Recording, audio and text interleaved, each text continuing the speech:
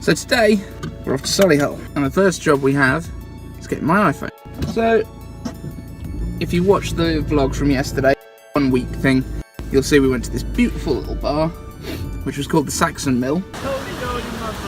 And the Saxon Mill, beautiful outdoor bar, with a water wheel, cobbled floors, and I had my son with me, and he was watching some TV on the iPhone, and then he dropped it. So my iPhone 7 Plus, which is what I pretty much record all of the vlogs and stuff like that on, is looking a bit sad at the moment.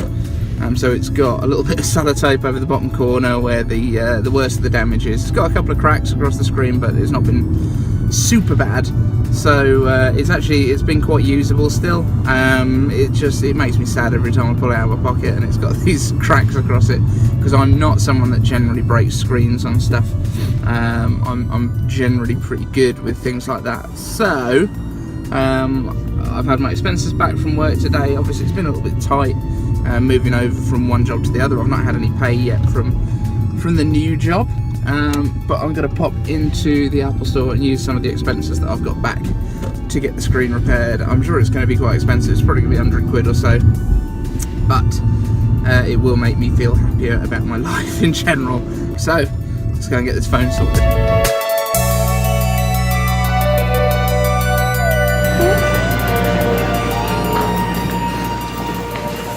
So I just realised where I was going wrong this morning. I'm just about to take this in for a service, and I've been recording my vlog on it, so that's not going to be backed up. So I'm now hopefully going to get it into Dropbox before we drop the phone. So yeah, today if the vlog looks different, I'm recording it on the Samsung instead of the iPhone, so it will be a bit weird. And in other news, squad goals. These things are so cool.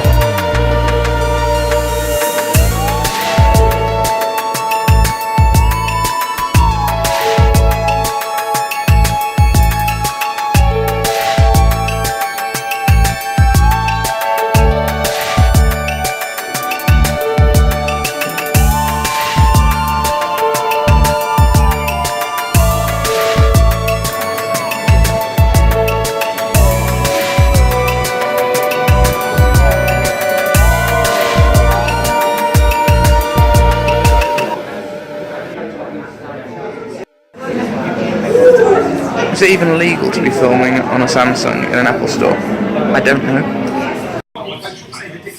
So, might as well just use this iMac that's here to record my vlog. Just chuck it straight into Dropbox. I'm just waiting for someone to come and sort this bad boy. Fingers crossed we can save this here. So, iPhone's all booked in. Go and do some calls around Solihull, have a look around the town, see what's what. I know a lot of the places around here are chains, so don't know how successful we're going to be here, but then we're going to go into the Birmingham city centre afterwards this afternoon, and we've got a meeting at the Jekyll Hyde, so that'll be fun. Go and talk gin. So here's kind of the joy of what I'm doing. I'm here in Solihull, going down the street. We've got a Wetherspoons, the White Swan, we've got Foot Flagon, which is Stonegate Pub Company. We've got Turtle Bay, another national chain, and none of these are much good for me because I need the little local ones that have got a bit more opportunity to change things without having to go through a big head office system and all that sort of thing, so that we can save them some money. So this is one of the big bar drags here in Solihull. So you've got O'Neill's, you've got Walkabout, which is just down there, Australian kind of place. A bank, that's not really so much for the drinking, although you need the money, and assembly rooms, which used to be at Wetherspoons, that is now in fact a Stonegate pub as well. So a lot of Stonegate. Zizzy, Italian restaurant, very nice, but again not a lot here for me to play with at the moment. We'll crack on. Now here's the thing about chains, a lot of people complain that the big mainstream things kill the independents because they've got more buying power and stuff like that. There is a part of that that's true. However, you've got to be like, it's a free market. This is the point, right? If people want just cheap booze, they'll go to these big chains. If they want something innovative and they want something a bit different, a bit more individual, they will go to independent bars. but those independent bars have got to be doing something worth having. A lot of them do. But you can't just go, oh, you should support independents, yeah, and boycott the big boys. And the reason for that is, if the independents are doing something that's compelling enough and people want, they'll go.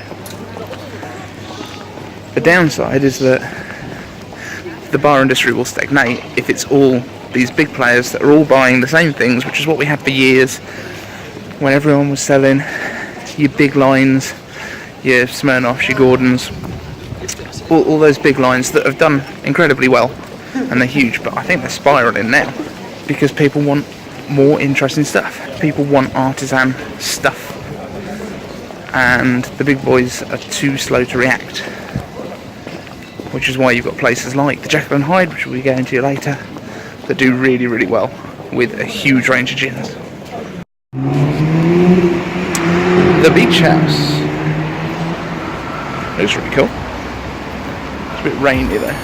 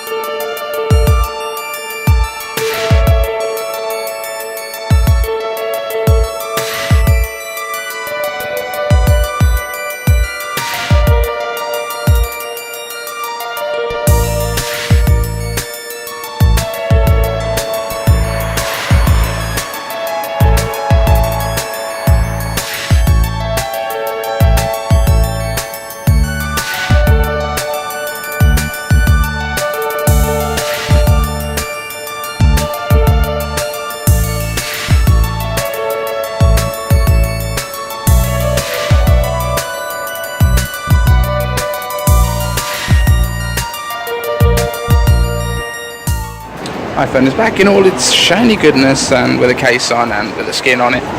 So good times. We can now jump back in the car, head over to Birmingham, because I think we've pretty much exhausted Solihull.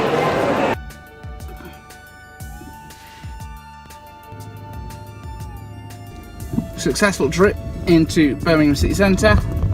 Had a quick meeting with the Jekyll Hyde, one of my old haunts. Love those guys. Talking about some gins, so we had some excellent stuff there. Pretty good afternoon all round. Oh, and I also bumped into one of the owners of one of the large independent nightclubs who might like some Bottega in their fridges, which is a great little win. Homeward bound, let's go and see the kids. It's weekend time.